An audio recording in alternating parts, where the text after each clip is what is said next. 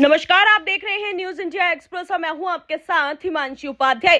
उत्तराखंड के चर्चित अंकिता भंडारी हत्याकांड के मामले में अंकिता के माता पिता श्रीनगर में अनिश्चित काल तक धरने पर बैठ गए हैं।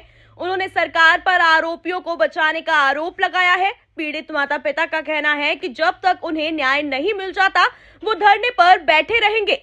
अंकिता के पिता वीरेंद्र भंडारी ने कहा कि 1 साल बाद भी उनकी बेटी को इंसाफ नहीं मिला है। जो लोग बेटी को इंसाफ दिलाने के लिए उनकी मदद कर रहे हैं, सरकार उनके ट्रांसफर कर रही है या किसी मुकदमे में उन्हें फंसाने का काम कर रही है। जब तक गुनहगारों को सजा नहीं मिलती वो अपना धरना जारी रखेंगे। इसके अलावा वीरेंद्र भंडारी ने कहा कि सरकार वीआईपी का नाम उजागर करने के बजाय मामले को दबाने की कोशिश कर रही है, जबकि उन्हें वीआईपी का नाम पौड़ी पुलकित की संपत्ति को कुर्क करने के आदेश दे चुके हैं।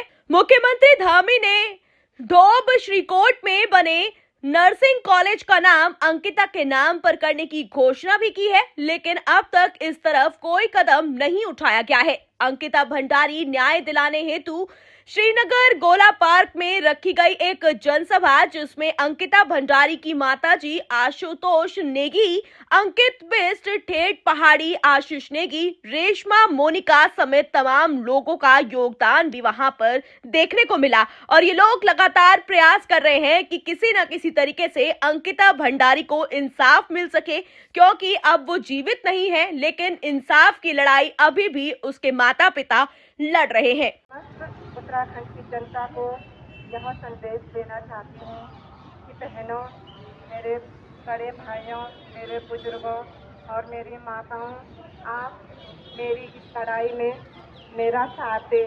मैं बड़ी आस से और बड़ी सहारा से बैठी हूँ यहाँ धरने में, ये सोच के कि मेरी ये जनता मेरे इस लड़ाई में मेरा साथ दे और मेरी वो समस्त बेटियाँ जो पढ़ाई का सपना देखती है, नौकरी करने का सपना देखती है, अपनी माँ के लिए कुछ करना चाहती है, अपने पिता के लिए, अपने भाई के लिए कुछ करना चाहती है और वो इस डर के कारण नहीं कर पा रही है कि उसे लगता है कि जैसे मेरी बेटी अंकिता के साथ हुआ, अगर यही मेरे साथ होगा तो मैं कैसे नौकरी कर पाऊंगी, कैसे अपने पिता के लिए कुछ कर पाऊंगी।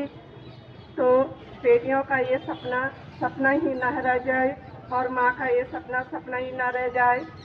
ये सपना मेरी समस्त उत्तराखंड की जनता ये कहकर पूरा करेगी कि वो मेरे साथ इस न्याय की यात्रा में हमारी बेटियों का सपना पूरा करे।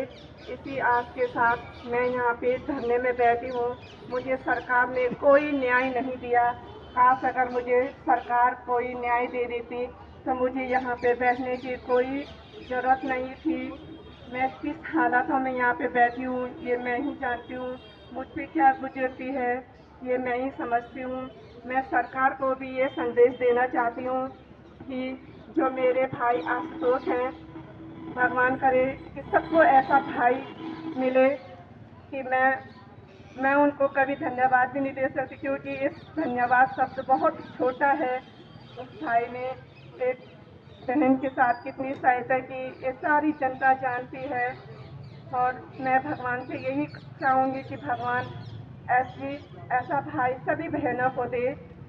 और मैं डीजीपी सरकार से भी डीजीपी से कुछ कहना चाहती हूँ कि अगर उन्होंने मेरे भाई आशुतोष को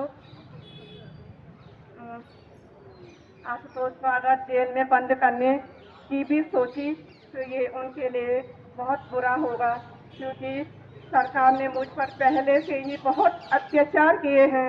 मैं सोच भी नहीं सकती। जब मुझे वो घटना याद आती है, जब मैं यहाँ पे आई थी तो मुझे मेरी बेटी नहीं दिखाई दी और मेरे पति को अलग कर दिया, मुझे अलग कर दिया, मेरे बेटे को अलग कर दिया और मैं इस आस में बैठी थी कि मेरी बेटी मुझे दिखाएंगे। लेकिन मुझे थोड़ी देर बाद ये पता चलता है कि उन्होंने मेरी बेटी को इतनी रात में, मैं ये शब्द कह नहीं सकती मुझ पर क्या बीतती है, लेकिन सरकार ने मुझ पर बहुत जुल्म किए हैं। उसके बावजूद उन्होंने वहाँ रिजॉर्ट तोड़वाया। रेणु बिष्ट के खिलाफ कोई कार्रवाई नहीं की। प्रमोद कुमार के खिलाफ भी कोई कार्रवाई नहीं की। और जो ये VIP है, इसकी वजह से मेरी बेटी को मार दिया जाता है। मेरा आपसे निवेदन है कि अपनी समझ का, अपनी बुद्धि विवेक का सही ढंग से इस्तेमाल करते हुए आने वाले लोकसभा चुनाव में इसका जवाब इस डबल इंजन की सरकार को, मोदी सरकार को, धामी सरकार को जरूर दें। और जब भी वोट देने जाएं, अंकिता का चेहरा जरूर याद रखिएगा, क्योंकि अंकिता आपकी ही बेटी है, वो इस दुनिया में वापस नहीं आएगी।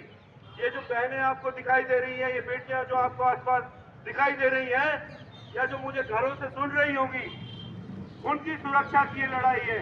और अगर अंकिता को न्याय नहीं मिला तो फिर कल किसी अनीता, किसी विनीता, किसी सुनीता, उनको भी हम नहीं बचा पाएंगे भाइयों, क्योंकि ये क्रम थमा नहीं है। कुछ दिन पहले विनीता भंडारी को भी ऋषिकेश में मारा गया।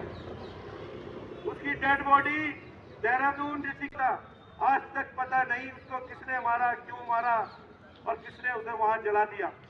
उत्तरकाशी में एक रिजॉर्ट पे एक अमृता नाम की हमारी पहाड़ी बेटी, जिसे ऐसा दिखाया गया कि उसने आत्महत्या कर ली है। और यही दिखाया जाता है बेटियों के केस में कि उनको ये दिखा दो कि तनाव में थी, ये डिप्रेशन में थी। तो इस लड़ाई का अंजाम फांसी की सजा तक होना चाहिए। कोई 2-4 साल की सजा के लिए हम नहीं लड़ रहे हैं। इस तरह की तमाम जानकारी के लिए जुड़े रहें हमारे साथ। धन्यवाद।